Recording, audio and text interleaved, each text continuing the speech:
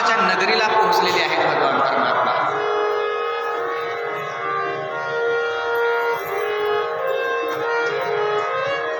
आणि भगवान परमात्म्याचं नरकासुराचं युद्ध चालू झालंय.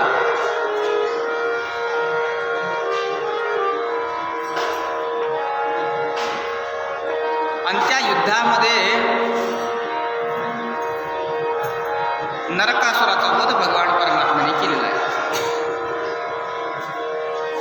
या नरकासुरानं इंद्रादिक देवताला त्रस्त केलं आणि देवमाता आदितीचे कुंडल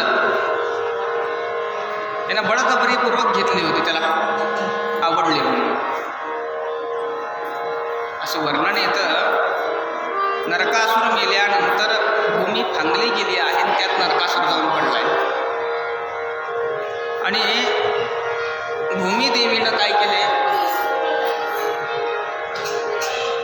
ते कुंडल आणून भगवान परमात्म्याच्या स्वाधीन केलेत आणि भगवान परमात्म्याची गोड स्तुती केली आहे. नमस्ते देव देवेश शंखचक्र गदाधर भक्तेच्छोपात रूपाय परमात्मा नमोस्तुते. भगवान परमात्म्याची स्तुती भूमिदेवी करायला लागली. नमो भगवते तुभ्यं वासुदेवाय विष्णवे पुरुषायादिबीजाय पूर्णबोधाय ते नमः. भगवान परमात्म्याची गोड स्तुती भूमी माता करते आहे.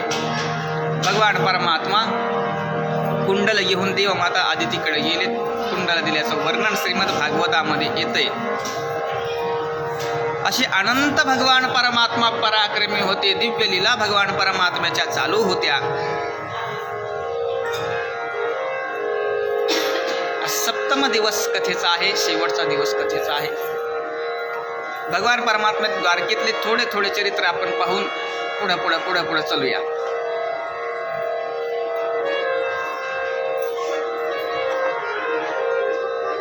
अशी कथा येते. भगवान परमात्मा 16,000 त्या 100 कन्यांना मुक्त केलं. त्या कन्यांना म्हणायला लागले, जा तुम्ही आता आपापल्या घरी. त्या कन्या म्हणायला लागल्या, देवा एका नरकातून काढलं दुसऱ्या नरकात टाकायला लागलात का? आमचा स्वीकार कोण करेल? म्हणजे तुमचे आईवडील करतील ना. भगवंताला त्या कन्या म्हणायला लागल्या, देवा आम्हाला नरकासुरानं उचलून आणले, आई वडिलाच्या घरी जरी गेले तर आमचा स्वीकार कोण करणार आहे? भगवान परमात्मा म्हणले, ठीक आहे, ज्याचं जगतामध्ये कोणीच नसतं त्याचा मी असतो. जो मला अनन्य गतीनं शरण येतो, अनन्याश्चिंतयन्तो मां ये जना पर्युपासते तेषां नित्याभियुक्तानां योगक्षेमवहाम्यहम्. त्याची सगळी जिम्मेदारी मी घेतो. सगळी जिम्मेदारी काय करतो म्हणजे मी घेतो त्याची. 16,100 कन्येसोबत एका मुहूर्तावर भगवान परमात्म्याने विवाह केलाय. एका मुहूर्तावर. तुम्ही म्हणाल भगवंताने असं का केलं? या चरित्रावर बरेचसे आक्षेपही बरेच जणांचे. 16,100 108 विवाह करायची काय गरज होती भगवान परमात्म्याला? थोडा विचार करा. आत्ताच्या परिस्थितीला अनुकूल ठेवून 16,100 कन्या कोण होत्या?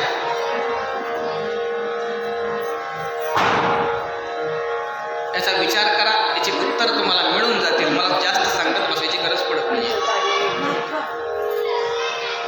आणि 16,108 विवाह झाले. कालांतरानं प्रत्येक पत्नीपासून 10 मुलं आणि 1 मुलगी झाली. 10 मुलांची संख्या 1,61,080 मुलांना भगवान परमात्म्याने जन्म दिलाय. असं वर्णन श्रीमद भागवतामध्ये येऊन जातं.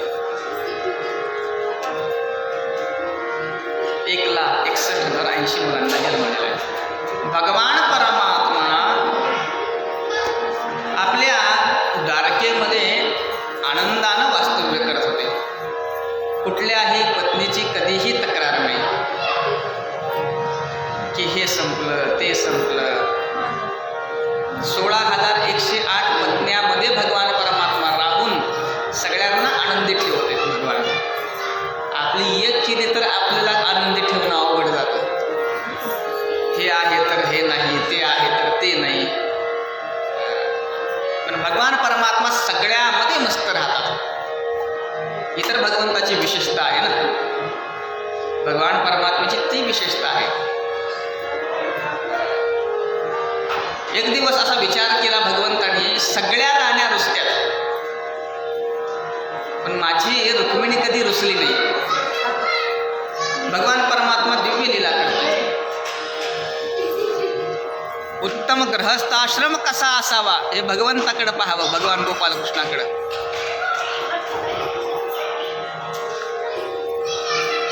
भगवान गोपालकृष्णाकडे पाहावं. गृहस्थाश्रमाबद्दल काही अडचणी असतील तर भगवंताचं द्वारकेतलं चिंतन करावं. आपल्याला समजून जाईल भगवान परमात्म्याचा गृहस्थ आश्रम कसा आहे.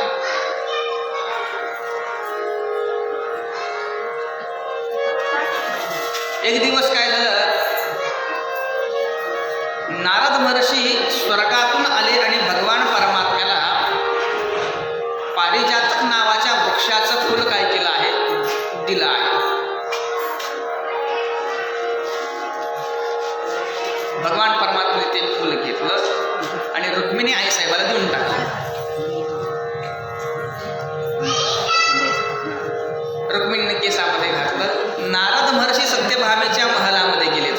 नारद महर्षी आणि सत्यभामेला म्हणतायत मी आत्ता स्वर्गातून आलो आहे. म्हणले वा वा. सत्यभामा म्हणते नारद महर्षी मला स्वर्गामध्ये जाण्याची खूप इच्छा आहे.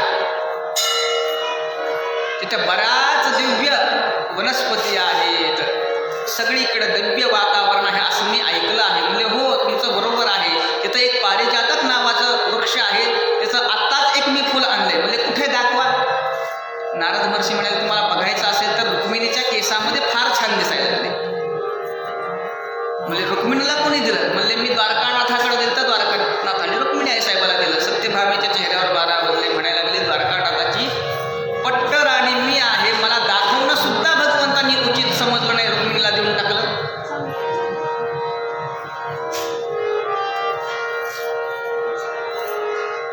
जसे आजकाल 2 BHK फ्लॅट आहेत का, हॉल किचन 2 बेडरूम, तसं पहिल्या काळामध्ये हे सगळं असताना एक कोपभवन नावाचं भवन असायचं. कोपभवन हे कशासाठी असायचं, जर राणी रुसली रागवली तर त्या कोपभवनामध्ये जाऊन बसायची. सत्यभामेनं काय केलं, केस वगैरे मोकळे सोडले, कोपभवनामध्ये जाऊन बसली. भगवान परमात्मा सत्यभामेच्या महलामध्ये आले. बघताय तर इकडं तिकडं कुठं सत्यभामा दिसत नाही.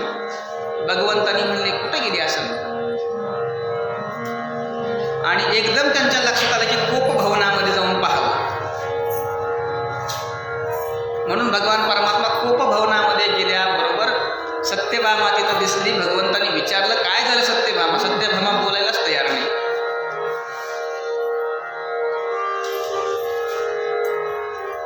तास 1.5 तास झालं. खोदून भगवान परमात्म्याने विचारल्यानंतर सत्यभामा सांगते मला तुम्हाला बोलायचं नाही. का, नारद महर्षींनी स्वर्गातलं पारिजातकाचं फुल आणलं, तुम्ही मला दाखवणं सुद्धा उचितच समजलं नाही, रुक्मिणीला देऊन टाकलं. दाखवायला काय तुमचं बिघडलं होतं. भगवान परमात्मा म्हणले तिला नुसतं फुलच दिलं, तुझ्या दारामध्ये वृक्ष आणून लावणार. अच्छा अच्छा अच्छा. नारद महर्षीला काय काम नाही म्हणले, आपल्या दोघात भांडण लावून गेले. हे नाही सांगितलं नारद महर्षीने. सत्यभामा रुसली, तिला शांत केलं. आणि ज्यावेळेस संधी मिळायची त्यावेळेस सत्यभामा भगवान परमात्म्याला म्हणायचे, देवा कधी आणता वृक्ष. देव काही ना काही कारण काढून सांगून टाळायचे सत्यभामेला. एक दिवस सत्यभामी म्हणली, किती दिवस झालं मला सांगायला लागला, कधी आणता वृक्ष. म्हणजे चला आज वृक्ष आणू. भगवान परमात्मा सत्यभामेसोबत गरुडारूढ झाले आणि स्वर्गलोकामध्ये गेले.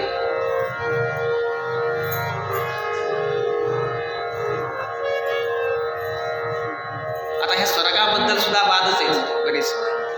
स्थान महात्म्य, स्थान विशेष स्वर्ग आहे असं महाभारतामध्ये चिंतन येतं.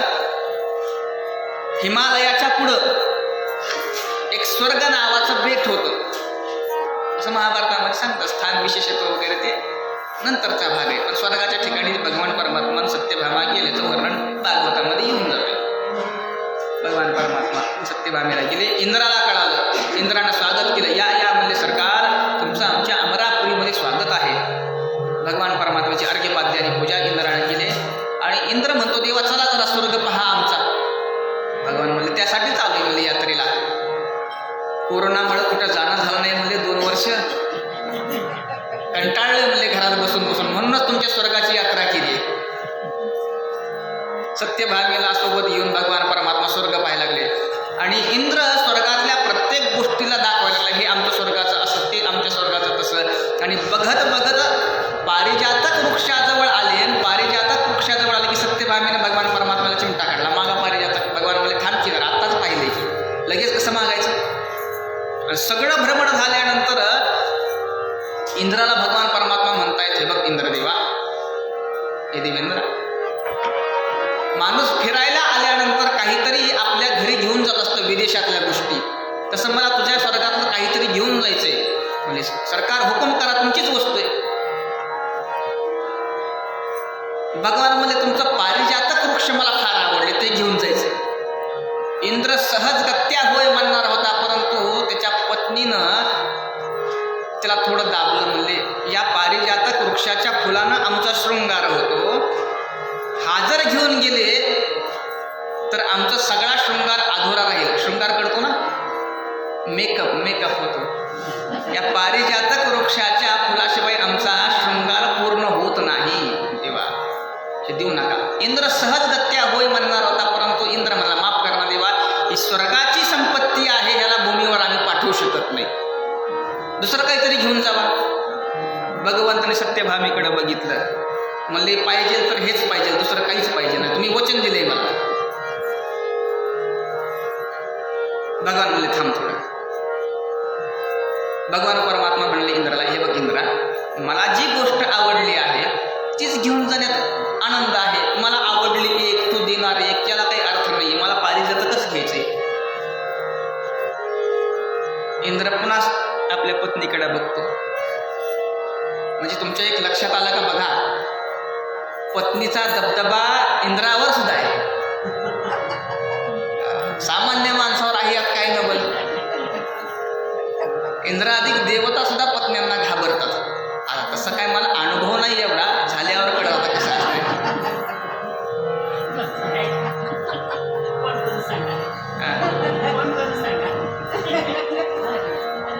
इंद्र म्हणला, माफ करणार देवा, म्हणजे देऊ शकत नाही मी तुम्हाला हे. भगवान म्हणले, मी तर घेऊन जाणार. म्हणले, बळजबरी ना. म्हणले, तू तर राजी नाही तर म्हणजे जबरदस्ती ना. म्हणले, युद्ध केल्याशिवाय घेऊन जाऊ देत नाही. भगवान म्हणले, ये पटांगणात, ये मैदानात. आणि भगवान परमात्म्याचं इंद्राचं भयंकर युद्ध चाललंय. आणि त्या युद्धामध्ये भगवंताने काय केलंय, इंद्रासहित सगळ्या देवतांना परास्त केल्याचं वर्णन श्रीमद भागवतामध्ये आहे. भगवंताने पारिजातक वृक्ष घेतलाय आणि सत्यभामेच्या दारापुढं आणून काय केलं, स्थापित केलंय, असं वर्णन श्रीमद भागवतामध्ये येतं. अशी हरिविजयामध्ये एक कथा ऐकली आहे. रुक्मिणी आईसाहेब कशा तर रुसत नाहीत, पण हरिविजयामध्ये कथा येऊन जाते की सत्यभामेच्या दारामध्ये वृक्ष लावल्यावर रुक्मिणी रुसली. तिच्या दारामध्ये वृक्ष मला एका फुलावरच बोलवलं का. भगवान परमात्मा म्हणले, तिच्या दारामध्ये वृक्ष अशा पद्धतीने लावलाय, वृक्ष तर तिच्या दारात पण फुले सगळं तुझ्या दारात. असं भगवान परमात्मा दिव्य लीला करायच्या. पण भागवतामध्ये चिंतन येतं की रुक्मिणी आईसाहेब कधीच रुसल्या नाहीत. आज भगवान परमात्मा रुक्मिणी आईसाहेबाच्या कक्षेमध्ये गंभीर मुद्रेमध्ये येऊन बसलेत. गंभीर मुद्रेमध्ये आलेत आणि भगवती रुक्मिणी विचार करते, असं कधी गप्प बसत नाहीत, गंभीर मुद्रेमध्ये बसत नाहीत, काहीतरी चिंता भगवंताला असेल म्हणून हातामध्ये काय घेतला, पंखा घेतला आणि पंखा वारं भगवान परमात्म्याला रुक्मिणी आईसाहेब करायला लागले. अर्धा तास झालं, तासभर झालं, भगवान परमात्मा काही बोलणार.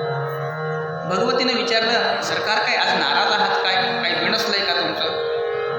भगवान परमात्मा म्हणायला लागले, रुक्मिणी एक विचारू तुला, रागवणार नाही? म्हणजे नाही रागवणार, विचारा देवा, खरं विचारू म्हणजे विचार.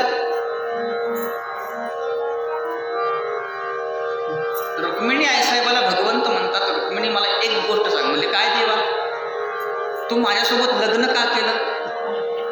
आता ही गोष्ट कधी विचारतेच? 10 संतान झाल्यानंतर.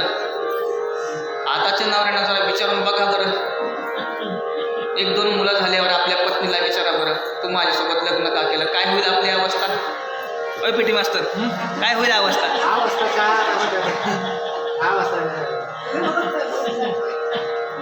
रुक्मिणी आईसाहेब म्हणायला लागल्या, निश्चितपणानं काहीतरी बिनसले, काहीतरी मोठा अपराध आपल्याकडून झालाय. रुक्मिणी आईसाहेब गंभीर मुद्रेमध्ये चेहरा पाडला. भगवान परमात्मा तिरक्या नजरेनं बघायला लागले, रुक्मिणीला राग आला. हे बघ रुक्मिणी, तू असं म्हणशील की तुझ्या घरच्यांनी मला नियुक्त केलं तर माझा विवाह तुझ्यासोबत लावून दिलाय, तुझ्या घरच्यांनी तर शिशुपालाला नियुक्त केलं तर मला अजून कळलं नाही की त्या शिशुपालामध्ये काय वाईट होतं, तर त्याला सोडून माझ्याकडे आलीस. किंवा तू असं म्हणशील, तुमच्यामध्ये अनेक गुण पाहिले मी. रुक्मिणी म्हणते, भगवान म्हणतात, माझ्यामध्ये गुण काही नाहीत, आहेत तर सगळे म्हणजे अवगुणच आहेत, दुर्गुणच आहेत माझ्याकडं. लहानपणी म्हणजे चोरांचा सरदार म्हणजे प्रसिद्धच होतो मी. बर, तू म्हणशील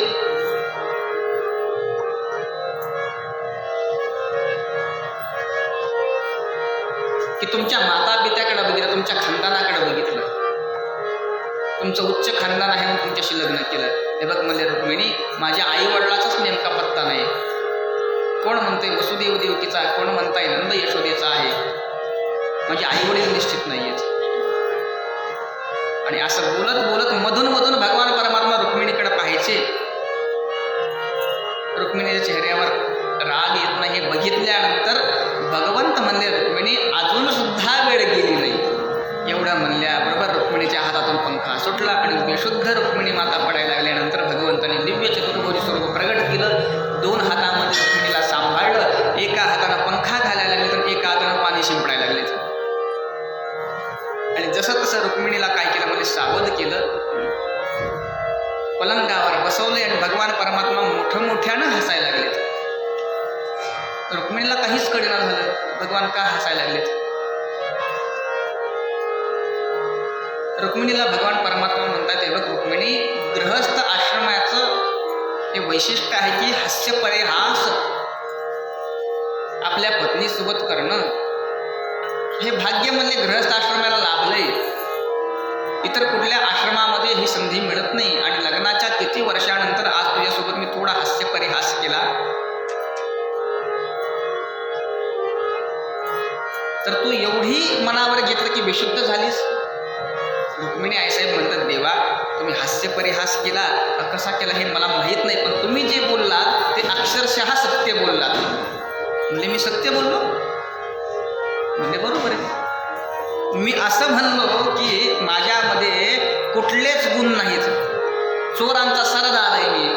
रुक्मिणी आईसाहेब म्हणल्या, बरोबर आहे, तुम्ही चोराचे सरदार आहात, पण कशाची चोरी करता?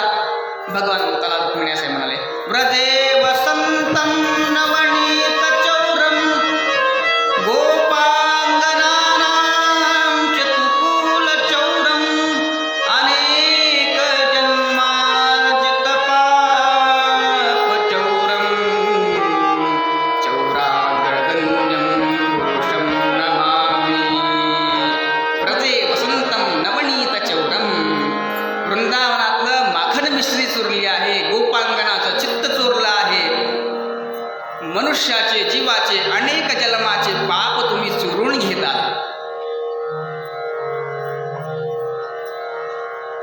एक फार तुकोबाराची गोड गवळण आहे. हरीने माझे हरिले चित्त. चित्ताची चोरी भगवान परमात्मा करतो.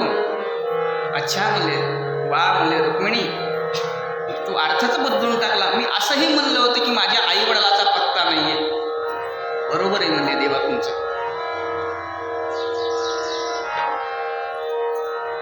वेद भगवंताला श्रुती भगवतीला तुम्हीच समजत नाहीत.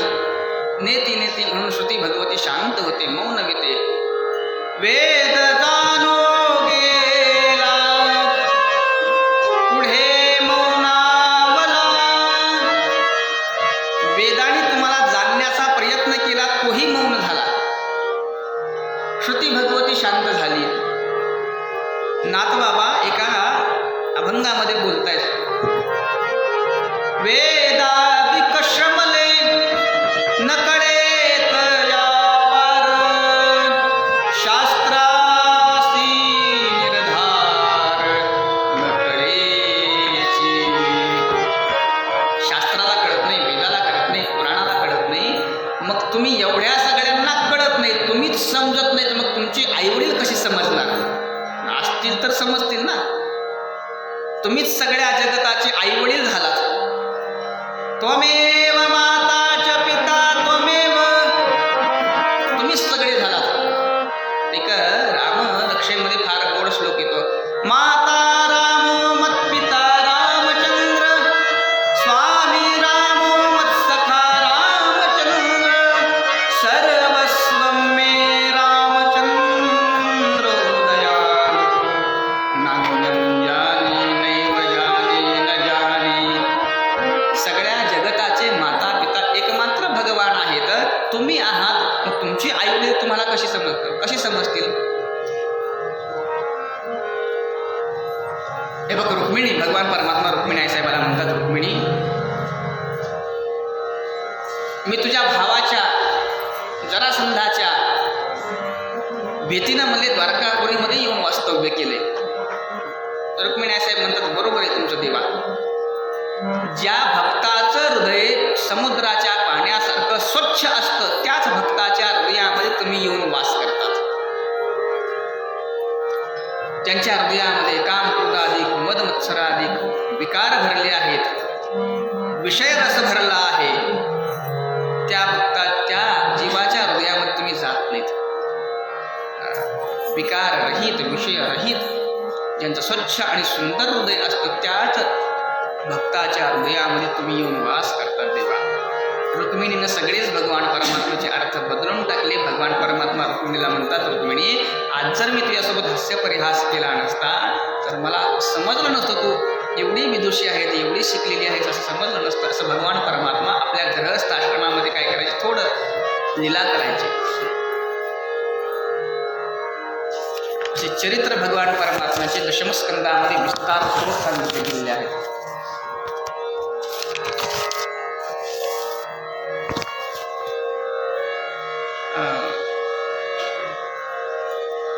त्या प्रद्युम्नचा एक मुलगा झाला, त्याचं नाव अनिरुद्ध. त्याचे 2 विवाह झाले. एक रुक्मिणीच्या भाच्यासोबत, म्हणजे रुक्मिणीच्या मुलीसोबत. त्यावेळेस असं सांगतात की भगवान परमात्मा सहपरिकार रुक्मिणीच्या माहेरी गेले असताना थोडंसं काय झालं, बलराम दादा आणि रुक्मीमध्ये वाद झाला. दोघं चौसर खेळत होते. सारखं बलराम दादा जिंकायचे, परंतु रुक्मिणी कपट करायचा. आकाशवाणी झाली की रुक्मिणी कपट करतो म्हणजे सगळे डाव बलराम दादा जिंकले.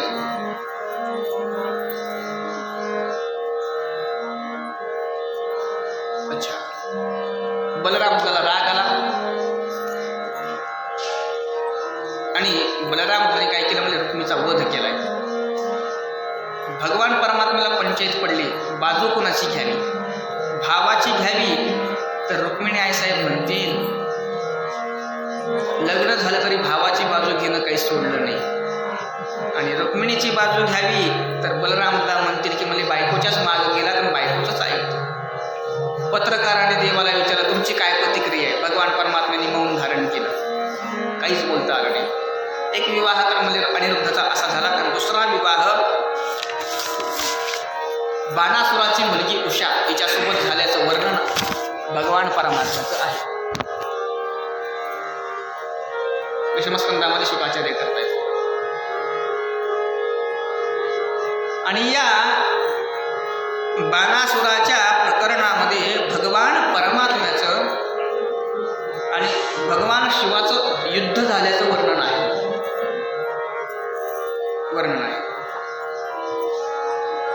असो, उषेचा विवाह झालाय. भगवान परमात्म्याने 56 करोड आपल्या परिवाराची संख्या केली आहे द्वारकापुरीमध्ये. कोणी द्वारकेला गेलं असेल आणि म्हणत असेल एवढ्या एवढ्या बेटावर 56 करोड कशी काय राहिले असतील माणसं? 56 करोड म्हणजे आत्ताच्या भारताच्या लोकसंख्येच्या निम्मी संख्या. आत्ताचीच बेट द्वारका आहे ती द्वारका नाही आहे. भगवान परमात्म्याने अवतार कार्य संपवल्यानंतर 7 दिवसानंतर द्वारकापुरी समुद्रामध्ये गेल्याचं वर्णन श्रीमद भागवतामध्ये येतं. भगवान परमात्म्याने आपल्या दारोकाला सांगितलं होतं की द्वारकेमध्ये जाऊन संदेश दे की माझी द्वारका पाण्यामध्ये बुडणार आहे, समुद्राच्या पाण्यामध्ये, ज्यांना जिकडं जायचं तिकडं जा. असं भगवान परमात्म्याने दारुक सारख्यापाशी संदेश दिला.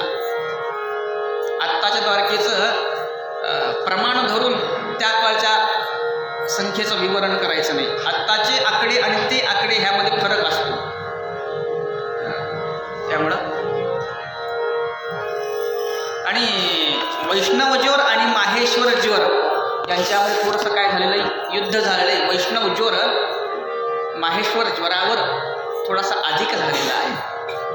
आणि भगवान शंकराचा ज्वर वैष्णव ज्वराला शरणागती करतो आणि त्या वैष्णव ज्वराची स्तुती करतो.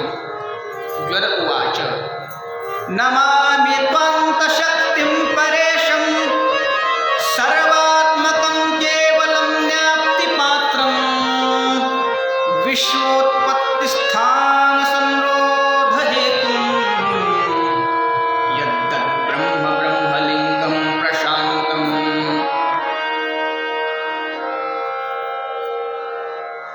चार श्लोकामध्ये स्तुती केली आहे. ज्यांना ज्वर बाधा झाली आहे, तापाची बाधा झाली आहे, ससंकल्प या जर 4 श्लोकाचं पाठ केलं तर ज्वर बाधा नाहीशी होते. बाणासुर भगवान परमात्म्याची शरणागती करतो.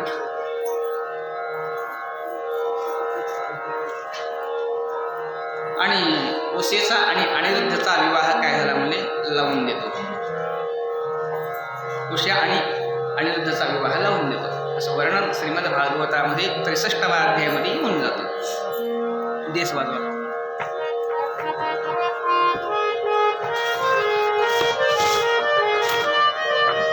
असे सगळा परिकर सोबत भगवान परमात्मा आनंदित होते बरं. आणि एक दिवस भगवान परमात्मा छोटे छोटे छोटे छोटे बालगोपाल भगवान परमात्म्याला म्हणाले, देवा घरामधल्या बसल्याबरोबर काय म्हणाले, बोर व्हायला लागले, बाहेर पडायचं नाही, ऑनलाईन शाळा आहे, गुरुकुलामध्ये सुद्धा ऑनलाईनच शिकवलं जातं, घरात बसल्यावर बोर व्हायला लागले, आम्हाला कुठंतरी घेऊन जा की पिकनिकला. भगवान म्हणले चला पिकनिकला घेऊन जातो. आणि भगवान परमात्म्याने छोट्या छोट्या लहान लहान गोपाळांना, लहान लहान मुलांना सोबत घेऊन बाहेर पडले द्वारकेच्या आज. आणि बराच दूर गेल्यानंतर एक सुंदर बगीचा दिसला. त्या बगीचेमध्ये भगवान परमात्मा म्हणायला लागले गोपाळांना, लहान लहान मुलांना, तुम्ही इथं खेळा म्हणले, थोडंसं मी काय करतो विश्रांती घेतो. लहान लहान गोपाळ, लहान लहान मुलं गंधक क्रीडा नावाचा खेळ, चेंडू फळी खेळायला लागले. आणि चेंडू फळी खेळत असताना एका मुलानं त्या चेंडूला जोरात ठोकर मारली, चेंडू उडून म्हणले एका विहिरीमध्ये पडला.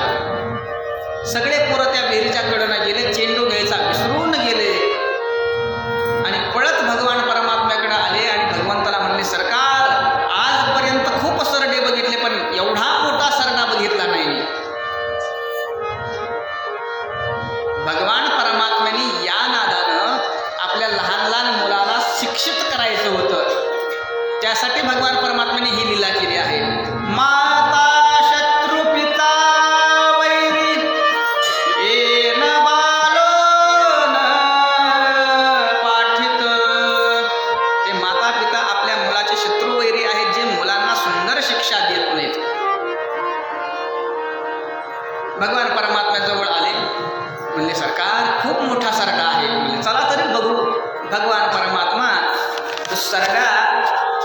पाहण्यासाठी गेले. सरड्याला स्पर्श केला. सरड्यानं सरड्याचा देह टाकून दिला आणि त्यातून एक दिव्य पुरुष प्रगट झाला. बाई म्हणले, तू कोण आहेस? आपला परिचय द्यायला लागला. किंड्रगो नाम नरेंद्रोहम इक्ष्वाकु तनय प्रभो दाने स्वाख्यायमानेषु यदि ते कर्णमस्पृशम्. महाराज, जगतामध्ये असा कुणीच नाही की जो मला ओळखत नाही. म्हणले, अच्छा, तुझी कीर्ती आहे का सगळीकडं? म्हणले, हो महाराज, मी सगळीकडं प्रसिद्ध आहे. त्याच्या बोलण्याची जी भाषा होती ती राजसी भाषा होती. अजून त्याचा अभिमान गेला नव्हता. त्याच्या अंदाजामधून परिचय द्यायला लागला होता. भगवंतांनी विचारलं, तो कोण आहे? मग सांगायचं ना डायरेक्ट, मी नृग राजा आहे इक्ष्वाकुकुळातला. भगवान परमात्म्याला बोला, जगामध्ये असं कोणीच नाही की तुम्ही मला ओळखत नाही म्हणले. असं भगवान परमात्म्याला सांगितल्याबरोबर भगवान परमात्मा म्हणले, सांग बाबा, कोण आहेस तू? सांगायला लागला, मी दानामध्ये प्रसिद्ध होतो. माझं नाव म्हणजे नृग आहे. श्राद्धदेव नावाच्या मनुच्या पोटी मी जन्माला आलोय. इक्ष्वाकु वंशातला मी आहे. असं सांगितल्यानंतर म्हणले, कशाचं दान केलं? म्हणले, गाईचं दान केलं. गाईचे खूर सोन्यानं मडायचो. शेंब्या म्हणले सोन्याच्या घालायचो. खुर म्हणले चांदीनं मडायचो. आणि सालंकृत गाय म्हणले ब्राह्मणाला दान करून टाकायचो. अच्छा म्हणले, किती गाईचं दान केलं? हसायला लागला आणि म्हणायला लागला, हा प्रश्न असा झाला की सांगा म्हणले आकाशामध्ये तारे किती, सांगा पावसाची थेंब किती, सांगा म्हणले भूमीमध्ये रजकण किती. यांची गणना जशी असंभव तशा माझ्याही गाईचं दान केलेलं काय म्हणले अगणित आहे. यावत्य हसिकिता भूमेर यावत्यो दिवितारका यावत्यो वरसधारास्य तावती रददास्मगा. जसं यांची गणना करणं असंभव आहे तसं माझ्याही केलेल्या गाईचं दान काय आहे म्हणले असंभव आहे. अगणित गाईचं दान केलंय. अच्छा, मग म्हाताऱ्या गाईचं दान केलं असशील तू, म्हणून तर सरडा झाला ना? नाही ना म्हणले, पयस्वनी तरुणी शील रूप गुणोपपन्ना कपिला हेमशृंगी. पयस्वनी दूध देणारी, म्हातारपणात दूध देते असं नाही. तरुणी, तरुण गाई, कपिला गाईचं दान केले. अशा गाईचं दान केलंय मी. बेटा म्हणले सगळंच चांगलं होतं, मग 2 नंबरचा पैसा होता का? नाही नाही म्हणले, न्यायार्जिता रौप्य खुरात सवत्सा. विशुद्ध इमानदारीनं कमवलेला गाईच्या दान मी केलं आहे. मग सगळंच चांगलं होतं, मग अडचण कुठं होती? सरडा का झालास? सरडा का झालास बाबा? महाराज, माझ्या राज्यामध्ये एक अयाचक ब्राह्मण होता. त्या अयाचक ब्राह्मणाकडे एक गाय होती आणि त्या अयाचक ब्राह्मणाची गाय कधी नाही ती सुटली आणि माझ्या गाईच्या कळपामध्ये येऊन सामील झाली.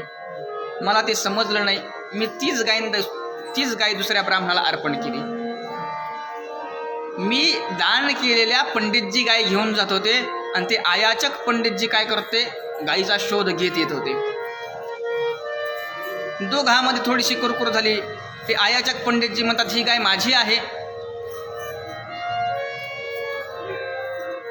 घेऊन चालले. पंडितजी म्हणतायत नाही नाही म्हणले, हे आत्ताच नृग नावाच्या राजानं मला गाय दान केली, तुमची कशी असेल? नाही नाही म्हणले, ही माझी गाय आहे, मी शोधतच हिला आलोय. दोघंही माझ्याकडे आले. नृग राजा म्हणायला लागला, मी म्हणायला पाहिजे होतं,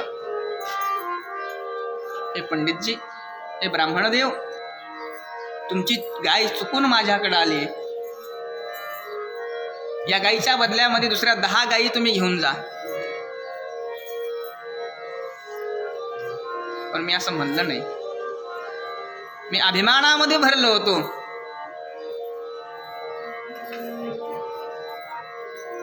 मी त्या पंडितजीला उद्धट बोललो, ब्राह्मणाला उद्धट बोललो, तुमच्याकडं पण काय माझ्याकडूनच गेली असेल, जगामध्ये सगळ्या गाईचं दान मीच करतो, असं मी अभिमानामध्ये बोललो. ब्राह्मण देवतेला राग आला आणि म्हणायला लागले, राजन,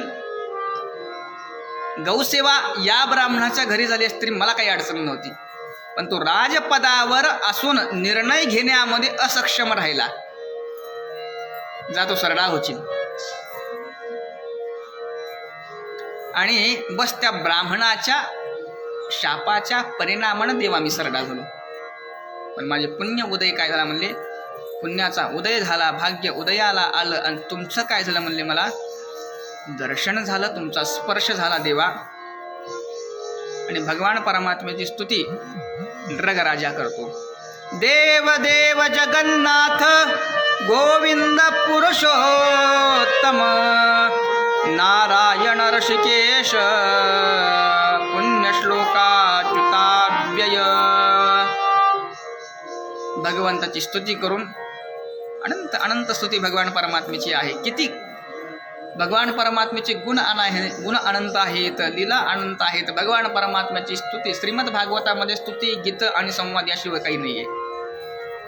अनेक वेळेला अनेक ठिकाणी प्रत्येक राजानी असेल, साधूनी असेल, संतांनी असेल, भगवान परमात्म्याची गोड स्तुती केली आहे. नृगराजा म्हणतो, नमस्ते सर्वभावाय ब्रह्मणे अनंत शक्तये कृष्णाय वासुदेवाय योगानां पतये नमः. अशी गोड स्तुती नृगराजा करतो, भगवान परमात्म्याची चरणवंदना करतो आणि परमपदाचा अधिकारी नृगराजा होऊन जातो. जे मुलं खेळायले होते, भगवान परमात्म्याने त्यांना समोर बसवलं आणि सांगायला लागले की या नृग नावाच्या राजानं चुकून ब्राह्मणाचं धन आपलं आहे असं समजलं तर त्याला काय झालं म्हणले, सरडा व्हावं लागलं.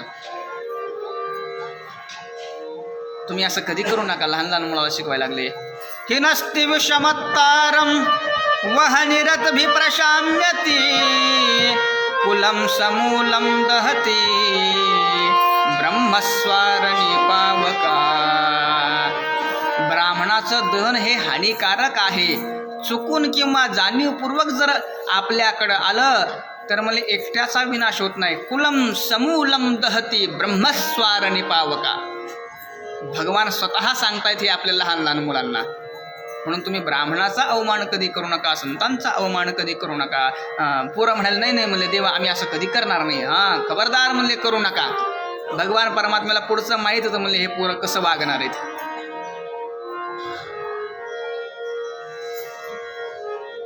असं सगळं चालू असताना भगवान परमात्मा यांच्या गृहस्थ आश्रमाचं अवलोकन करण्यासाठी नारद महर्षी आलेत. आणि नारद महर्षी भगवान परमात्मा आणि रुक्मिणी आईसाहेबाच्या कक्षेमध्ये गेलेत. रुक्मिणी आईसाहेबाच्या कक्षेमध्ये गेलेत. भगवान परमात्मा म्हणतात, या या या नारद महर्षी कधी आलात? बरेच दिवस झालं तुम्ही आला नाहीत. पाद्यपूजा केली आणि 2 लाडू म्हणून ठेवले, घ्या म्हणले प्रसाद. भगवान परमात्म्याने प्रसाद दिल्याबरोबर 2 लाडूचा भोग नारद महर्षींनी केला. आणि रुक्मिणी आईसाहेबाच्या महलामध्ये बाहेर पडत असताना भगवान म्हणतात, येत राहा, संताचं येणं म्हणले मंगल कार्य असतं, आम्हाला तुमचा सहवास लाभेल, सत्संगती लाभेल. नारद महर्षी येत चला आमच्या घरी. नारद महर्षी रुक्मिणी आईसाहेबाच्या महलाच्या बाहेर पडले आणि जांबुवंतीच्या गृहामध्ये गेले. जांबुवंतीच्या घरामध्ये गेल्यानंतर तिथंही भगवान परमात्मा होते. आणि तिथं नारद महर्षीला बघितलं, या या नारद महर्षी तुमचं स्वागत आहे. पाद्यपूजा केली, 2 लाडू ठेवले. नारद महर्षी म्हणाले, हे काय लिहिलंय? तिथंही होते, इथंही आहेत. म्हणजे असं जर घरी घरी पाद्यपूजा 2 लाडू जर करत गेलं तर अर्धे पाय माझे घासून जातील. 2 लाडू म्हणले 16,108 गुणले 2 किती होतील? आता म्हणले घरात जायचंच नाही आपण. जांबवंतीच्या महलाच्या बाहेर भगवान परमात्मा पडलेत आणि सत्यभामेच्या महलात बघायला लागलेत. असं म्हणजे प्रत्येक ग्रहामध्ये भगवान परमात्मा च्या लीलांचं अवलोकन नारद महर्षी करले. कुठं भगवान परमात्मा संध्यावंदन करते, कुठं भगवान परमात्मा गायीची सेवा करते, कुठं भगवान परमात्मा सत्संग करते, कुठं भगवान परमात्मा मंत्रीगणाशी काय करते म्हणले विचार विनिमय करते. की त्या देशाचा राजा थोडासा काय व्हायला लागलाय म्हणले तिकडे लक्ष ठेवा. कुठं भगवान परमात्मा आपल्या प्रजेच्या समस्या सोडवत होते, कुठं भगवान परमात्मा आपल्या लहान लहान नातवाबरोबर खेळत होते. स्वामी विवेकानंद सांगतायत जे वृद्ध झालेत त्यांनी 1 तास दररोज आपल्या लहान लहान मुलासोबत खेळावं, नातवासोबत खेळावं, त्यांना आयुष्य वाढतं का. तेवढ्या कालावधीसाठी का होईना म्हणले त्यांचं भाव म्हणले आपण लहान असल्याचा होतो. आणि 1 महिना झाला असं नारद महर्षी फिरत होते. फिरून पुन्हा भगवान परमात्म्याच्या काय झाले म्हणले महलामध्ये आले. या नारद महर्षी पाद्यपूजा केली. कधी आलात. नारद महर्षी म्हणले गेलोच नाही तर यायचा काय विषय, 1 महिना झाला इथंच फिरायला लागलोय म्हणे मी.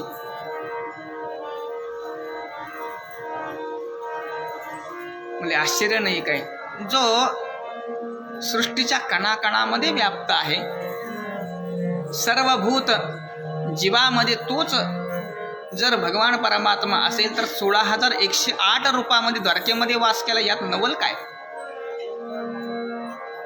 भगवान परमात्म्याने नारद महर्षींच्या खांद्यावर हात ठेवला आणि सांगायला लागले पोरा सगळी माझीची लीला आहे, मी लीला करण्यासाठीच पृथ्वी तलावर येतो असं नारद महर्षीला भगवान परमात्म्याने सांगितलं. नारद महर्षी निघून गेलेत. 1 दिवस भगवान परमात्मा आणि बलभद्र दोघांमध्ये बोलणं चालू असताना बलरामदा म्हणतायत कान्हा आपण किती दिवस झाला म्हणले आपण व्रजमंडलामध्ये गेलो नाहीत, वृंदावनला गेलो नाहीत, चल जाऊन यायचं का. दौमासौ तत्र चावासीत मधुमाधवमेव च. मधुमाधव म्हणजे चैत्र वैशाख. या चैत्र वैशाखाच्या उन्हाळ्याच्या सुट्टीमध्ये आपण जायचं का म्हणले वृंदावनला. भगवान म्हणले तुम्ही जाऊन या दादा म्हणले, मी नंतर कधीतरी जाईन. आणि भगवान बलभद्र म्हणले एकटेच म्हणले काय केलेत वृंदावनला गेलेत. वृंदावनवासियांनी व्रजमंडलातल्या गोपाळांनी गौडणींनी नंदबाबा यशोदेने भगवान बलभद्राला बघितलं. आनंद झालाय दोघांना. चैत्र वैशाख महिन्याचे दिवस होते. बलभद्र भगवान परमात्मा गोपाळांसोबत काही क्रीडा करत होते आणि खेळत असताना यमुना स्नान करण्याची इच्छा झाली, पण यमुना खूप दूर होती. भगवान बलभद्राने यमुनेला काय केलं म्हणले आवाहन केलं, हे यमुने इकडे ये. यमुना म्हणायला लागली असं घरी घरी जर स्नानाला गेले मी तर झालं म्हणले यमुनेचं कल्याण. गरज असेल तर या माझ्याकडं, नसेल तर बसा तिथं. बलभद्राला राग आला आणि म्हणायला लागले पापे तुम माम अवज्ञाय यन्नायामसी हुता मया होता. माझ्या आज्ञेचं उल्लंघन करते, आज तुझ्या जगतातनं अस्तित्वच संपूर्ण टाकतो असं म्हणल्याबरोबर नांगर उचलला आकर्षण करणार. तोपर्यंत यमुना महाराणी प्रगट झाली. राम राम महाबाहो न जाने तव विक्रमन यस्ये कांसेन विधृता जगती जगतपते. हे राम राम महाबाहो तुम्ही अनंत पराक्रमी आहात, मी तुमच्या शरणागतीमध्ये आले आहे असं म्हणल्यानंतर बलभद्राचा राग शांत झाला. असे अनंत पराक्रमी बलभद्र होते. जोपर्यंत बलभद्र द्वारकेमध्ये होते तोपर्यंत हिंमत झाली नाही कोणाची की द्वारकापुरीकडे काय करावं, वाकड्या नजरेनं पाहावं, अशी हिंमत झाली नाही. पण जसं बलभद्र द्वारकेच्या बाहेर गेले असं कळालं की दुष्ट राजानं काय केली, थोडीशी खुरापत चालू केली. एक दुष्ट राजा होता पौंड्रक नावाचा. हा जरा थोडा वेगळ्या टाईपचा राजा होता. याला भगवंत असल्याचं भूत डोक्यावर होतं, मी स्वतःच देव आहे. काशीराज याचा मित्र हा त्याला अजून भडकवत होता. सो त्या काशीराजाच्या मोठेपणामध्ये पौंड्रक आला. काशीराज म्हणतो जा म्हणले त्या काय कर म्हणले कृष्णाला एक पत्र लिही, माझी शरणागती कर नाहीतर युद्ध कर. सो काय केलं म्हणे पत्र लिहिलं, दूतासोबत दिलं आणि द्वारकेला घेऊन पाठवलं. दूत आला आणि भगवान परमात्म्याला म्हणले, वासुदेव पौंड्रकानं तुम्हाला एक पत्र पाठवलं आहे, वाचा. उद्धवाला भगवान परमात्मा म्हणले, वाच बरं उद्धवा जरा काय पत्र काय आहे. भगवान परमात्म्याच्या आदेशावरून उद्धवाने पत्र वाचलं आणि मोठमोठ्यानं उद्धव हसायला लागला, सरकार तुम्ही डुप्लिकेट निघालात, खरे भगवान परमात्मा अवतीर्ण झाले. म्हणले भगवान म्हणतात म्हणजे हे भगवान तुम्हाला लिहितात, वासुदेवोऽवतीर्णोऽहम् एव एव न चापर भूतानां कंपार्थं त्वं तु मिथ्याभिधां त्यज. मी सर्वभूत हृदय वासुदेव पृथ्वी तलावर अवतीर्ण झालो आहे. तुझी खैरियत पाहिजे असेल तर मला शरणागतीला ये, नाहीतर क्षत्रधर्माप्रमाणे युद्ध कर. भगवान सुद्धा हसायला लागले आणि म्हणायला लागले, जा तुमच्या राजाला सांगा, पौंड्रकाला सांगा, उद्या मी युद्धाला येईल तुमच्या नगरीमध्ये. दूताला येऊन संदेश दिला. पौंड्रक घाबरायला लागला. काशीराज म्हणायला लागला, 2-2 हात आपण दोघंजण मिळून करूया, त्यात काय अवघड आहे. कृष्ण म्हणले, गवळीच आहे, त्याला हरवणं काय मुश्किल आहे. भगवान दुसऱ्या दिवशी काय झाले, पौंड्रक नगरीला आले. आणि पौंड्रक नगरीला आल्यानंतर हा थोडा वैज्ञानिक होता पौंड्रक. यानं एक लाकडाचा गरुड केलता, जो खटका दाबल्यावर आकाशामध्ये जायचा उडायला. 2 हात होते, 2 नकली पीठ केले, शंख चक्र गदा पद्म, जसंच्या तसं काय केलं म्हणले, भगवान परमात्म्याचं स्वरूप धारण केलं.